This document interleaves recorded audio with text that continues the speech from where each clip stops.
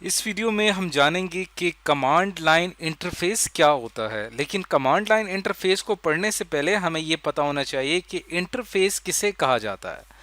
Interface दरअसल operating system हमें एक ऐसा इन्वायरमेंट प्रोवाइड करता है जिसके अंदर हम क्या कर सकते हैं कि जो यूज़र है, जो कि कंप्यूटर को इस्तेमाल कर रहा है, वो और कंप्यूटर हार्डवेयर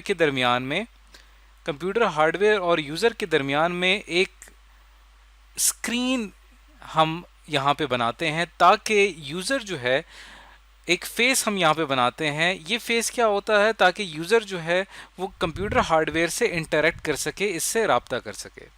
ये जो फेस होता है इसको इंटरफेस कहते हैं, यानी ऐसा फेस जो यूज़र और कंप्यूटर हार्डवेयर के बीच में आता है, इसे हम इंटरफेस कहते हैं। तो ऑपरेटिंग सिस्टम हमें क्या करता है? एक इंटरफेस प्रोवाइड करता है। इसकी मदद से एक यूज़र कंप्यूटर हार्डवेयर रिसोर्सेज का इस्तेमाल कर सकता है।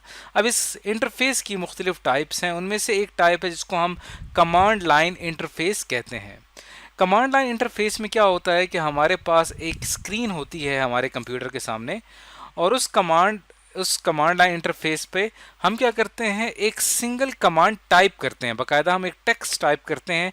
कमांड का मतलब क्या है यहाँ पे? कमांड का मतलब यहाँ पे है टास्क, या कोई काम करने के लिए कहना कंप्यूटर को। अगर मैं कंप्यूटर से कोई काम करवाना चाहता हूँ तो मैं उसको एक कमांड दूंगा। लेकिन वो कमांड मैं किस तरह से दूंगा कि मेरे सामने जो स्क्रीन होगी मैं उसमें टाइप करूंगा, यानी जो कुछ भी मैंने कंप्यूटर से करवाना होगा वो मैं अपने कीबोर्ड से टाइप करूंगा, एंटर प्रेस करूंगा, और तब कंप्यूटर हार्डवेयर मेरे लिए वो काम सरअंजाम देगा। इसे हम कमांड लाइन इंटरफेस कहते हैं। इसकी हमारे पास दो टाइप्स हैं, एक जिसको हम डिस्क ऑपरेटिंग सिस्टम कहते हैं और दूसरा जिसको हम यूनिक्स कहते हैं। अब हम बारी बारी इन दोनों टाइप्स के बारे में पढ़ते हैं। पहला जिसे हम डिस्क ऑपरेटिंग सिस्टम कहते हैं, ये दरअसल आया 1981 में।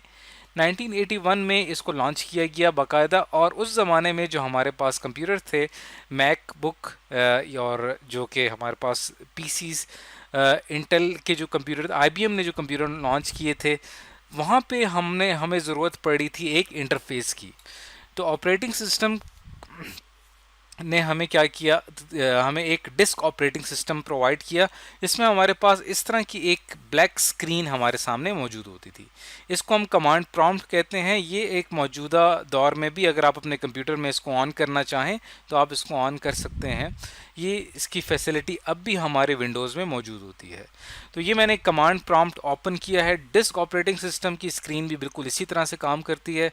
इसमें आप देख सकते हैं कि हमारे सामने एक स्क्रीन मौजूद है, एक इंटरफेस मौजूद है।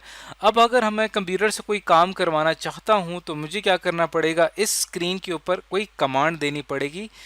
मिसाल के तौर पे अगर मैं ये जानना चाहता हूं कि आज की डेट क्या है, तो यहाँ पे मैं लिखूंगा डेट। अभी मैंने कमांड टाइप की है और यहाँ पे मैं जैसे ही एंटर मैंने प्रेस किया तो ये आज की डेट आ गई कि फ्राइडे 8/17/2018 ये आज की डेट है।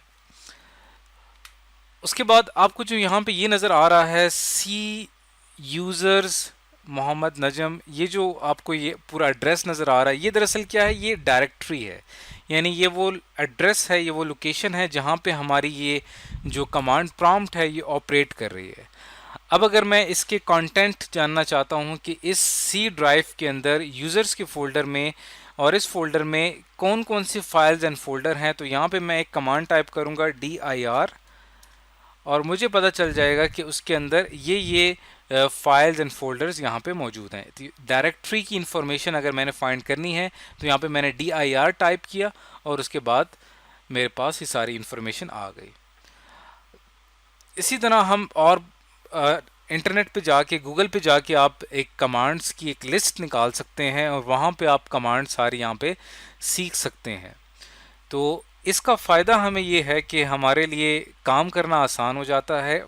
काफ़ी क्विकली हम कंप्यूटर से काम ले सकते हैं, बजाय इसके कि हम कंप्यूटर के अंदर जो डिफरेंट और ऑप्शंस होते हैं, मेन्यूज़, फाइल्स एंड फोल्डर्स, वहाँ जाने के बजाय यहाँ हम डायरेक्ट कमांड टाइप करते हैं और हमारा काम हो जाता है। लेकिन ये एक आम यूज़र के लिए यूज़ करना काफ़ी मुश्किल है। इसके लिए काफ़ी एक्सपर्टीज़ चाहिए होती है, काफ़ी महारत चाहिए होती है, क्योंकि कहीं पे भी आपसे कमांड टाइप करने में अगर गलती हो जाती है तो वो आपकी कमांड एक्सेप्ट नहीं होती। तो कमांड प्रॉम्प्ट, या जिसको हम डिस्क ऑपरेटिंग सिस्टम या डॉस कहते हैं, ये सिंगल यूज़र और सिंगल टास्क सिस्टम है, यानी इसमें एक वक्त में आप एक काम कर सकते हैं और इसको एक वक्त में एक यूज़र इस्तेमाल कर सकता है। इसका रिप्लेसमेंट हमने क्या निकाला? इसका रिप्लेसमेंट हमने निकाला यूनिक्स। यूनिक्स वो ऑपरेटिंग सिस्टम है जो क्या है, जिसके अंदर ये फैसिलिटी थी कि वो मल्टीटास्किंग कर सकता था। मल्टीटास्किंग का क्या मतलब है कि वो एक वक्त में एक से ज़्यादा काम कर सकता है। जबकि आपने यहाँ पे देखा कि डॉस के अंदर हम सिर्फ एक वक्त में एक कमांड टाइप करेंगे, लेकिन यहाँ पे हम मल्टीपल कमांड्स दे सकते हैं।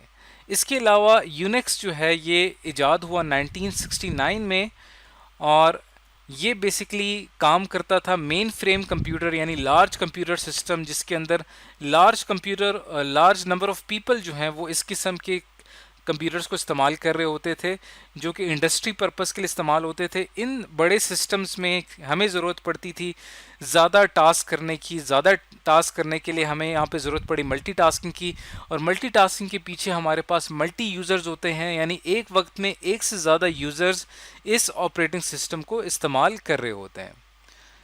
तो इससे हम यूनिक्स ऑपरेटिंग सिस्टम कहते हैं। तो ये फ़र्क है यूनिक्स में और डिस्क ऑपरेटिंग सिस्टम में। आगे चल के यूनिक्स की एक बेहतर फॉर्म सामने आई 1991 में लिनक्स के नाम से, जिसमें हम जो है वो हमारे पास एक सर्वर कंप्यूटर होता है, और इस सर्वर कंप्यूटर पे मल्टीपल यूज़र जो हैं वो कनेक्ट होते हैं, और वो एक ही वक्त में मल्टीटास्किंग कर सकते हैं, एक ही वक्त में एक से ज़्यादा काम कर सकते हैं। तो ये हमारे पास कमांड लाइन इंटरफेस जो आज हमने इस वीडियो में समझा पढ़ा। इसके बाद की जो वीडियोस होंगी उसके अंदर हम ऑपरेटिंग सिस्टम के जो इंटरफेसेस हैं उनकी मज़ीद टाइप्स के बारे में पढ़ेंगे।